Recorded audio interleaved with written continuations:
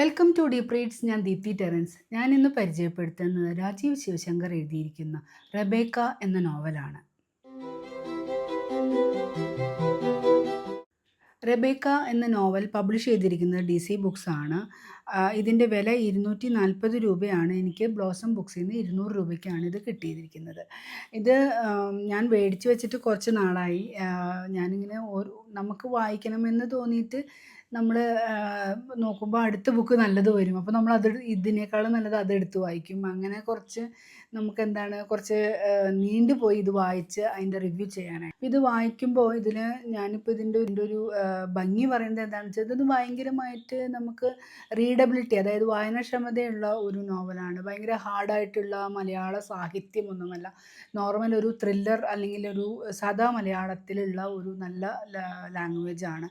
പിന്നെ നമുക്കിതിൽ തുടക്കം നമ്മളതിനെ ഹൂക്ക് ചെയ്തിരുത്തുക. അതായത് നമ്മളിതിനകത്തൊരു തുടക്കത്തെ പേജ് വായിക്കുമ്പോൾ തന്നെ നമ്മളതിനെ ഒരു ഹുക്ക് ഇട്ടിട്ട് പിടിച്ചിട്ട് നമ്മളതിനെ ഇതിനകത്ത് ഇരുത്തും. നമ്മൾക്ക് ഇനി നെക്സ്റ്റ് എന്താണെന്ന് അറിയാനുള്ള ഒരു ഇൻട്രസ്റ്റിംഗ് ഫീച്ചേഴ്സൊക്കെ ഇതിനകത്തുണ്ട്. അപ്പം അങ്ങനെ നമ്മളതിനെ ഓരോ കഥയുടെ ഒപ്പം സഞ്ചരിക്കാനും നമുക്ക് എന്തുണ്ടാവും എന്നറിയാനൊക്കെ ആയിട്ടുള്ള ഒരു റൈറ്റിംഗ് സ്റ്റൈലാണ് രാജീവ് ശിവശങ്കർ. അദ്ദേഹത്തിൻ്റെ മുമ്പുള്ള തമോവേദമായാലും നാഗഫണമായാലും എല്ലാതും എനിക്ക് അങ്ങനെ ഇഷ്ടപ്പെട്ട ഒരു ഇതാണ്. നമുക്ക് പുസ്തകം വാങ്ങി വെച്ച് അത് വായിച്ചു കഴിഞ്ഞാൽ നമുക്ക് ഇഷ്ടമാവും. നമുക്ക് നഷ്ടമൊന്നുമില്ല.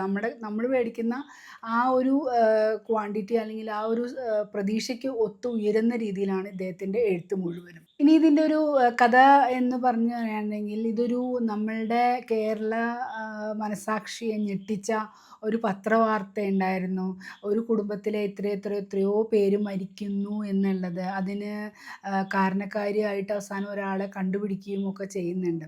ഇപ്പം നമ്മൾ നെറ്റ്ഫ്ലിക്സിൽ കറി ആൻഡ് സയനൈഡ് എന്ന് പറഞ്ഞിട്ടുള്ള ഒരു ഡോക്യുമെൻ്ററി സീരീസൊക്കെ നിങ്ങളെല്ലാവരും കണ്ടിട്ടുണ്ടാവും. ഞാനും അത് കണ്ട് ഞെട്ടുകയാണ് ചെയ്തത്. അപ്പോൾ അങ്ങനെ ആ ഒരു പത്രവാർത്തയിൽ നിന്ന്, കേരളത്തെ ഞെട്ടിച്ച ആ പത്രവാർത്തയിൽ നിന്ന് ഇദ്ദേഹത്തിൻ്റെ മനോഭാവനയിൽ എങ്ങനെയായിരിക്കും ആ കഥ നടന്നിട്ടുണ്ടാവുക എന്നുള്ളത്, അത് റിയാലിറ്റിയുമായിട്ടൊരു ബന്ധമില്ലാത്ത കഥയാണ്. പക്ഷേ ഇദ്ദേഹത്തിൻ്റെ ഭാവനയിൽ അങ്ങനെ ഒരു കഥാപാത്രം, ഇപ്പോൾ റിയൽ പേര് ജോളി ആണെങ്കിൽ ഇതിനകത്ത് റബേക്ക എന്ന് പറഞ്ഞ ഒരു കഥാപാത്രം ഉണ്ടെങ്കിൽ അവരിങ്ങനെയൊക്കെ ചെയ്യുകയാണെങ്കിൽ അവരെന്തുകൊണ്ടത് ചെയ്തു, എങ്ങനെയത് ചെയ്തു എന്നുള്ള രീതിയിലാണ് ഈ കഥ പോകുന്നത്. ഇതൊരു ത്രില്ലർ എന്ന് പറയാമെങ്കിലും നമുക്ക് ത്രില്ലർ രീതിയിൽ നമുക്കൊരു ത്രില്ലിംഗ് ഉണ്ടെങ്കിലും ഇതിൽ എന്നെ ആകർഷിച്ച കഥ എന്ന് പറഞ്ഞാൽ എന്തിനിവരത് ചെയ്യുന്നു എന്നുള്ള ഇവരുടെ മനസാക്ഷിയും അല്ലെങ്കിൽ ഈ റബേക്കയുടെ മനസ്സ് എന്താണ് എന്നറിയാനായിട്ടുള്ള ഒരു ആകാംക്ഷയായിരുന്നു ഇത്. എന്തിനിവർ ഇത്ര ക്രൂരതകൾ ചെയ്യുന്നു, ഓരോ ജീവനുകൾ ഇല്ലാതാക്കുന്നു എന്നുള്ളതൊക്കെയാണ് ഇതിനകത്തെ എന്നെ ആകർഷിച്ചിട്ട് ഉള്ള ഒരു കാര്യം. ഇതിൻ്റെ കഥ തുടങ്ങുന്നത് പത്രോസ് മാഷ് മോഹനൻ പുഞ്ചക്കുറിഞ്ചി എന്ന് പറഞ്ഞിട്ടുള്ള അയാൾ ഒരു കഥയാണ് എഴുതിയിരിക്കുന്നത്. ആ കഥയെ തന്നെ പത്രോസ് മാഷ് ഭയങ്കരമായിട്ട് വലിച്ചു കീറി നിരൂപണം ചെയ്ത് കൊല വിളിച്ച ഒരു കഥയായിരുന്നു അത്. പക്ഷെ പത്രോസ് മാഷ് വന്നിട്ട് ഈ മോഹനനോട് പറയുകയാണ്, പത്തേക്കർ വീട് എന്നാണ് പറയുക. പത്തേക്കർ വീട്ടിലെ റബേക്കയുടെ ആത്മകഥ എഴുതണം എന്നുള്ളതാണ് ആവശ്യം. അപ്പോൾ ആ വീട്ടിൽ പോയിട്ട് രാവിലെ, അപ്പോൾ ഇദ്ദേഹം ജോലിയും ഒന്നും ആവാതെ പഠനം കഴിഞ്ഞിരിക്കുന്ന ഒരു ഇതാണ്. അപ്പോൾ അവിടെ പോയിട്ട് രാവിലെ എപ്പോഴാണ് ആ റബേക്ക പറയുന്ന സമയത്ത് പോയിട്ട് അവർ പറയുന്ന കഥ എഴുതി ഇതാക്കി വെക്കണം എന്നുള്ളതാണ് ആവശ്യം. അപ്പോൾ അതിന് നന്നായിട്ട് കാശും ഓഫർ ചെയ്യുന്നുണ്ട്. അപ്പോൾ പറയുമ്പോൾ ഇവനാണെങ്കിൽ ആ പുഞ്ചക്കുറിഞ്ഞി എന്ന് പറഞ്ഞിട്ടുള്ള നാട്ടുകാർക്ക് മുഴുവൻ ഒരു ആകാംക്ഷയോ അല്ലെങ്കിൽ ഒരു ഭയമോ ഒക്കെ ഉള്ള ഒരാളാണ് ഈ റബേക്ക എന്ന്. അവരൊരു തയ്യൽ ടീച്ചറായിരുന്നു. അങ്ങനെ ആ പത്തേക്കർ വീട്ടിലെ മകനായ ആൻ്റണി ഇവരെ വിവാഹം കഴിച്ച് കൊണ്ടുവരികയാണ്. അപ്പോൾ അവിടെ ജോസഫ് പാപ്പനും അന്നാമ്മയും ഈ റബേക്കയുടെ അമ്മായിയച്ഛനും അമ്മായിയമ്മയൊക്കെ ആയിട്ടുണ്ട്. അപ്പോൾ അമ്മായിയച്ഛനും അമ്മായിയമ്മയും മരിക്കുന്നു, ആൻ്റണി മരിക്കുന്നു, തൊട്ടപ്പുറത്തെ വീട്ടിലുള്ള തോമസും ശോശയും അവരുടെ കുഞ്ഞും മരിക്കുന്നു. അപ്പോൾ ഇത്രയും പേര്, പിന്നെ അതുപോലെ ഇതൊന്നുമല്ലാതെ ഇതിനെയൊക്കെ സംശയപരമായിട്ട് കണ്ടിരുന്ന ഇവരുടെ ബന്ധത്തിലുള്ള വേറൊരാൾ മരിക്കുന്നു. ഈ കഥയിൽ എനിക്ക് ഇഷ്ടപ്പെട്ട ഒരു കാര്യം എന്ന് പറഞ്ഞു കഴിഞ്ഞാൽ, ഈ ഈ റബേക്ക എന്ന് പറഞ്ഞ വ്യക്തി കല്യാണം കഴിഞ്ഞ ഉടനെ നടത്തിയ കൊലപാതകമാവില്ല എന്നുള്ളതാണ് ഈ എഴുത്തുകാരൻ്റെ ഒരു അനുമാനം. അവരതിനു മുമ്പും എന്തെങ്കിലും ചെയ്തിട്ടുണ്ടാവും. കാരണം ആദ്യത്തെ ഒരു കൊല ചെയ്യുമ്പോഴേ നമുക്ക് പേടിയും പകപ്പും കാര്യങ്ങളും ഉള്ളൂ.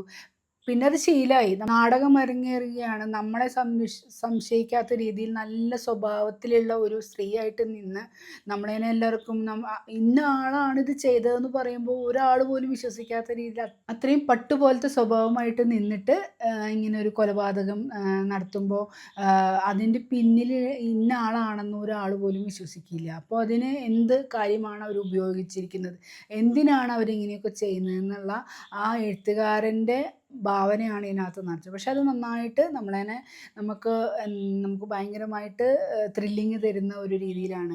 അപ്പോൾ ഇവരുടെ ചെറുപ്പകാലത്തിൽ ഇവരുടെ അപ്പനും അമ്മയും ഒക്കെ ആയിട്ടുള്ള കാലഘട്ടത്തിൽ തൊട്ട് ഉള്ള ഈ സ്ത്രീയുടെ ക്രൈം എന്താണ് എന്ന് പറഞ്ഞു വെക്കുന്നുണ്ട്. ഇവരുടെ അമ്മയൊക്കെ ഭയങ്കര പാവമായിരുന്നു, പക്ഷെ അപ്പനൊരു ക്രൂരനായിരുന്നു. അപ്പോൾ അങ്ങനെ അവരുടെ ചേച്ചി ഒക്കെ ഉണ്ടായിരുന്നു. അപ്പോൾ അങ്ങനത്തെ ആ കഥയിൽ നിന്ന് അവിടുന്നാണ് ഇവള് ആൻ്റണീനെ കല്യാണം കഴിച്ച് കൊണ്ടുവരുന്നത്.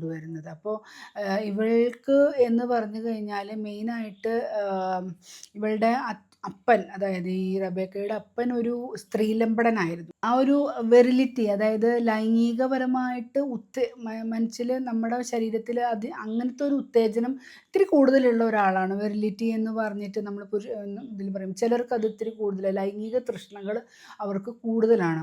അപ്പോൾ അങ്ങനെയുള്ള ഒരാളായിരുന്നു ഇവളുടെ അപ്പൻ. അപ്പോൾ ആ നാട്ടിൽ ഇവളുടെ അമ്മേനെ വരെ ഭയങ്കര മൃഗീയമായിട്ടൊക്കെ പീഡിപ്പിക്കുന്നതൊക്കെ ഇവൾ കേൾക്കും. അപ്പോൾ പണ്ടത്തെ കാലത്തെ വീടുകളാണല്ലോ, അപ്പോൾ അതിനൊക്കെ മറയും തെളിവൊന്നും ഇല്ലാതെ അപ്പോൾ ഇവളിതൊക്കെ നോക്കി കണ്ട് ഇവളുടെ മനസ്സ് അങ്ങനത്തെ ഒരു വികലമായ മനസ്സായിട്ടാണ് ഇവള് വരുന്നത്. അപ്പോൾ ഇവളുടെ വിചാരം സ്ത്രീ സൗന്ദര്യത്തിൻ്റെ മുന്നിൽ എന്താണ് ആണുങ്ങൾ വീഴും എന്നുള്ളതാണ് ഇവളുടെ ഒരു ചിന്താഗതി എന്നൊക്കെ എനിക്ക് ഇത് വായിച്ചപ്പോൾ തോന്നിയത്. അപ്പോൾ അങ്ങനെയാണ് ആൻ്റണി. അപ്പോൾ ആൻ്റണി എന്ന് പറഞ്ഞാൽ നല്ല ഒത്ത ശരീരവും ഒക്കെയുള്ള നല്ലൊരു പുരുഷനാണ്. അപ്പോൾ ഇവള് വിചാരിച്ചു ഇവൾക്കും ഈ ഇവളുടെ അമ്മ പറയുന്നുണ്ട് നിനക്ക് നിൻ്റെ അപ്പൻ്റെ സ്വഭാവമാണ്. അപ്പോൾ ഇവൾക്കും എന്താണ് ഒരു ലൈംഗിക തൃഷ്ണത്തിന് കൂടുതലാണ്.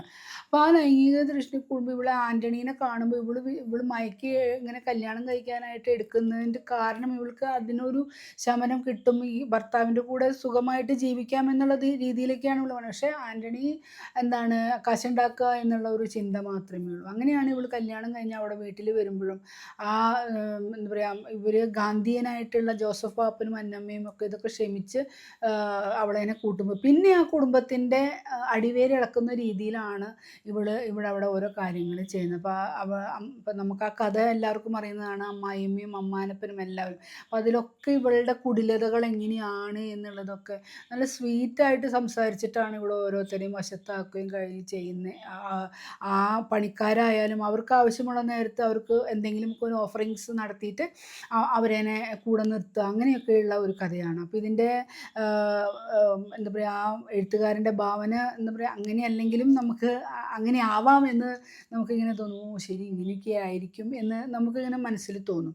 പിന്നെ ഇതിൻ്റെ ക്ലൈമാക്സ് ആണ് എനിക്ക് ഏറ്റവും ഇഷ്ടപ്പെട്ടത്. നമുക്കൊരു എന്താണ് നമ്മളതിനെ ഒരു എന്താ പറയുക, ഒരു ഹോട്ട് പോയിന്റിലൊക്കെ നിർത്തുന്ന രീതിയിലുള്ള, നമുക്ക് ഭയങ്കരമായിട്ട് എന്താവും ഇനി എന്നുള്ള ഒരു രീതിയിൽ നമുക്ക് ഭയങ്കര ആകാംക്ഷ തരുന്ന രീതിയിലുള്ള ഒരു ക്ലൈമാക്സിലാണ് ഈ പുസ്തകം നിർത്തുന്നത്. അതും എനിക്ക് നല്ല ഇഷ്ടമായിട്ടുള്ള ഒരു നോവലാണ്. അപ്പോൾ രാജീവ് ശിവശങ്കറിൻ്റെ റബേക്ക നമുക്ക് നല്ല ഇഷ്ടപ്പെടുന്ന ഒരു നോവലാണ്. നിങ്ങൾക്കിത് വായിക്കാൻ കിട്ടുകയാണെങ്കിൽ തീർച്ചയായിട്ടും ഇത് വായിക്കണം. അപ്പോൾ അടുത്തൊരു പുസ്തകവുമായിട്ട് വരുന്നത് വരേക്ക് എല്ലാവർക്കും നന്ദി, നമസ്കാരം.